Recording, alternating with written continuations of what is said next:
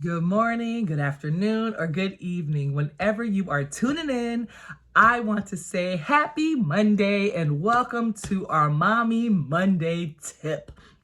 On Mommy Mondays, I give out tips on just a whole host of different topics, but mainly to help moms. I am a mother of four.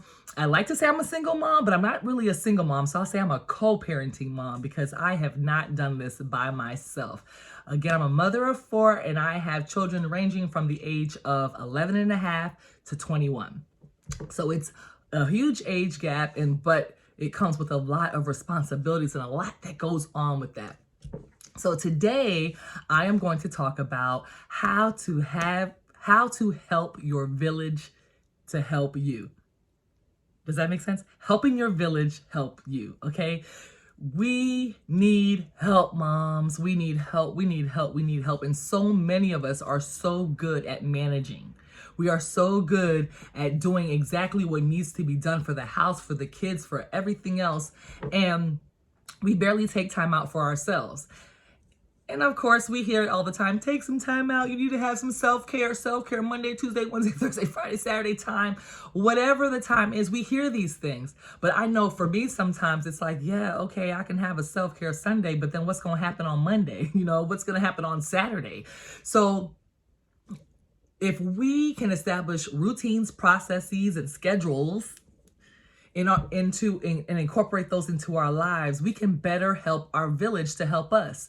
Because sometimes when we're just managing and flying by the seat of our pants and not really in it, we don't really know what's going on. It's just happening and we're just thankful at the end of the day that everyone's alive. We don't exactly know where we need our help.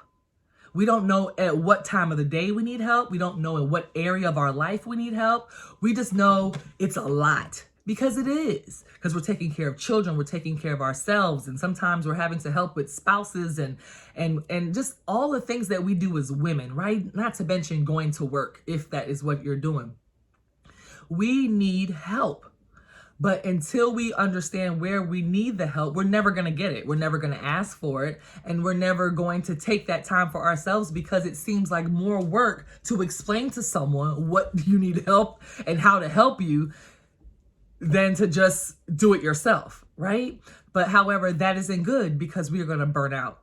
We are trying to reduce the mommy burnout. We reduce the negative behaviors with our children as well as the negative behaviors within ourselves, because once we're just managing and flying by the seat of our pants, eventually we get to a place, it's like it's always right here with us. The anxiety, the tension, the attitude, we're always right here because we can't predict what's coming next, and we're afraid of what may come next based on how we're feeling inside or whatever the environment offers us. So if we establish schedules and routine around the areas that bombard us the most, where we find the most burnout, it's my belief, it's my experience that you will be able to get help in that area because you will be able to specifically see what I need help in, right? And so establishing these routines and these processes and all of these things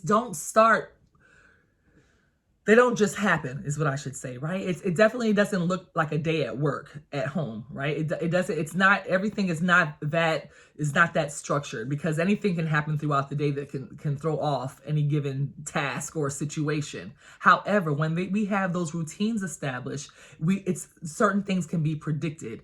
So when we do ask for help from our village, when we do ask for or we do get a sitter, we're able to tell that family member exactly what it is we need. For example, if we're going on a date, whether you're going on a date with your husband, your partner, or with your girls, right?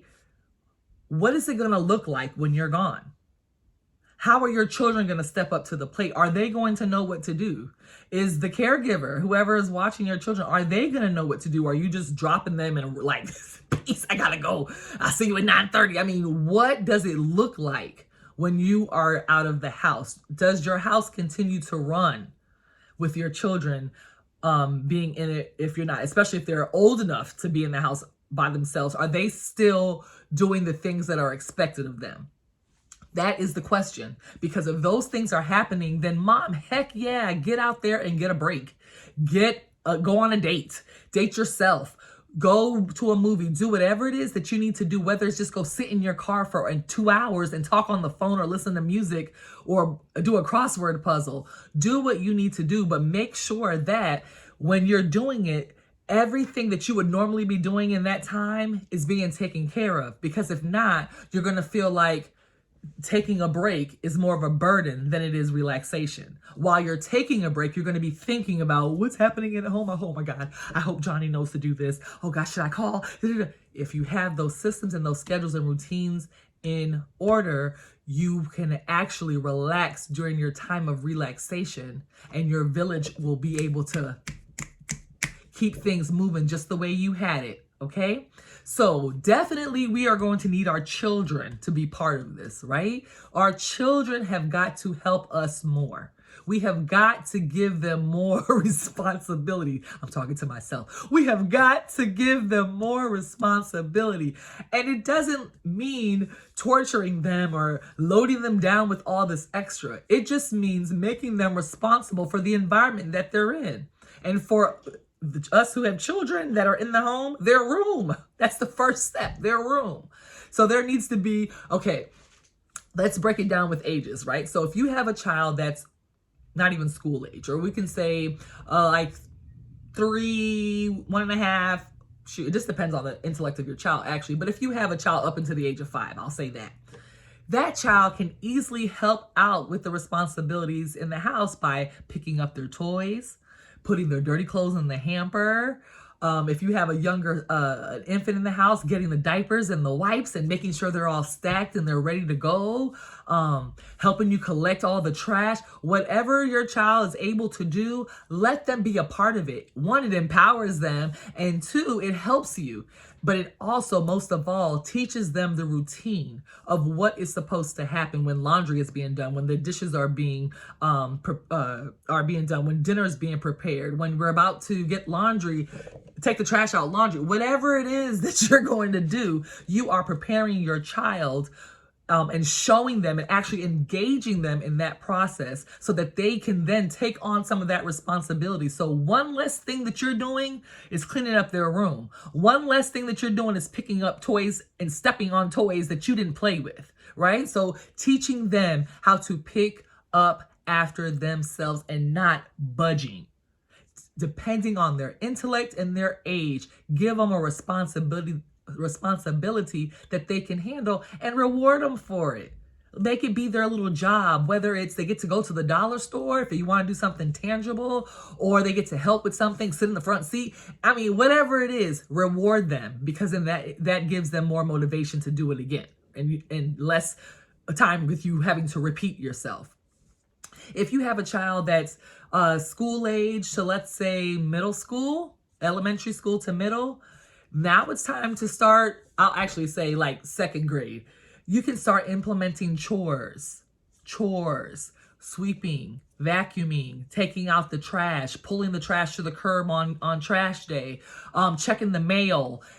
The little things that just chip away at your time and take away from the things that you want to do. Again, teaching them a routine and a schedule, giving them a responsibility and taking the load off of yourself. Right? So at dinner time, they can help with setting the table. They can help with rinsing the dishes off. Whatever it is that you need, let that child help you. That they have to earn their keep. And I don't mean that to be funny. They have to learn that in life, in order to have things, it's a give and take. You work for money. If you want to live here, then you've got to maintain where you live. When you're at school, you have to maintain your desk. Just letting them appreciate also what it is that they have. Once your child gets into teenage years, especially once they start working, it's time to start putting real grown-up responsibilities on them. And I'm telling you this because I had to learn the hard way. It's really hard to get a 18 or a 17, even a 16-year-old to all of a sudden start being responsible. Because by then they have already programmed themselves for who they're going to be, who they're going to hang around, what it looks like. They've compared themselves to their friends and what their friends have to do. So at that point, it's like teaching the old dog new tricks. It's kind of too late to try to implement these things without a whole lot of resistance. You can implement them because you're the mom.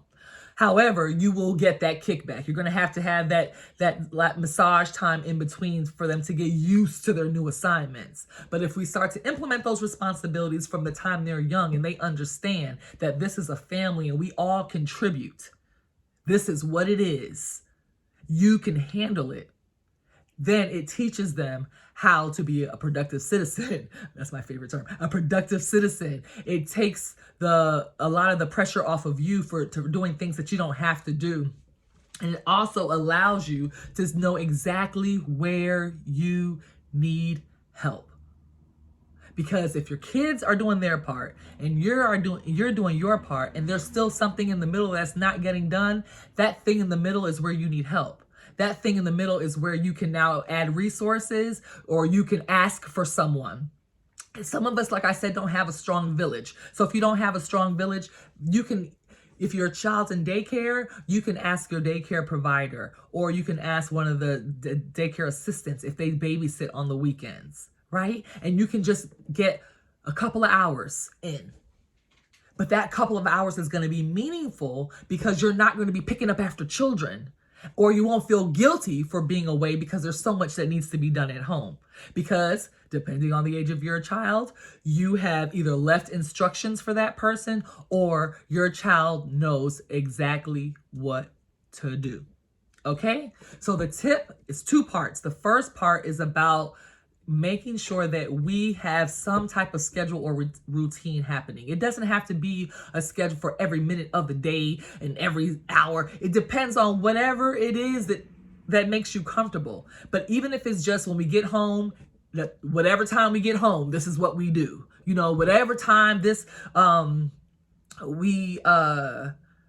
we wake up, this is what we do. Or it could be at 8 o'clock we do this, at 7 o'clock we do this, at 6 o'clock we do this. Whatever works for you and your family and for your children. Okay? So establish those things. Give them the responsibilities. That's the tip for the child. Allow them the responsibility. And my other tip for you as a mom, outside of having those things and being able to ask for help where you need the help, is help another mom. Help another mom, especially if you have a mom who has a special needs child, or a mom who's single and who doesn't have a strong village, a mom who you can just look at her and say, ooh, she needs a spa day, or whatever it is. Help another mom. And when you help that mom, she may not have everything in order. She may not have everything written out. She may not really know what the kids are coming or going. But it's our responsibilities when we help them to make her think about that before she leaves. That way, when she goes, she's not calling you 50 million times, and she can actually relax. So before she leaves, say, what time do they eat? What can they eat? What can they not eat? What can they do? What can they not do? What time do they do this? And what is most important to you? What do you want to get done? By the time you come home, what has to be done? And when you ask that question, you are now asking that mom, what is going to maintain your peace? After you come from your relaxation and you come back home, what can I do for you to maintain that peace at least till tomorrow, or at least until the afternoon if you're helping someone out in the morning, or at least until the next step? How can I be of a service to you? And I'm telling you, moms, when you take that time to help out another mom, you are bettering the life of her spouse, her children, and for yourself, because you may be able to offer some insight, especially if you're part of the village. You may be able to offer some insight or another strategy as to how to make life a little bit easier for that mom that you're helping, right? You become part of that village. So that is today's Mommy Monday tip. Have those routines and or schedules. Start getting those things in order so that when you are at a place where you are burnt out, you know exactly why you're burnt out and how your village can help you. And if you don't have a village, don't think that your village has to be your family or your friends. Your village are the individuals, things, places, whatever it is that helps you to be a better person, to be a better mother. Okay? So don't feel bad if you don't have the same type of village as the person next to you. You just create that structure in your life so that you're able to take the breaks that you need when you need them. Because the issue isn't the breaks. The issue is when we take the breaks, what in the heck happens to the household? What in the heck happens to the kids, right? We can't even relax. But just like at work, when you leave, you make sure everything is right so that your coworkers don't have to pick up the slack for you, or everyone knows where everything is on your desk, whatever it is. It's the same way when you're managing your household. Let them take on those responsibilities, delegate the things that they can do for themselves, and ask for help in the areas that you need help. And most of all, even if it's just an hour, help another mom. Help another mom. Do not think that because she's married, she doesn't need help. Do not think that because she's single, that there's no way that you can help her. Find a way to help a mom in your life, because we all know one, right? Okay, so that's it. This video is kind of long, but guess what? I think it was worth it. Okay? So happy Monday to you. Enjoy the rest of your day. I pray and hope that you find someone to help, and someone finds you to. I pray and hope that you find someone to help, and I pray and hope that someone finds you to help you. Okay? So have a great rest of your day. Please share with a mom that you think could benefit from these mommy tips. And check me out on YouTube, same handle as Instagram, Indulge with Indira. Thank you so much for tuning in, and remember, always, always, always, always, you are so blessed to be a mommy. Have a great day.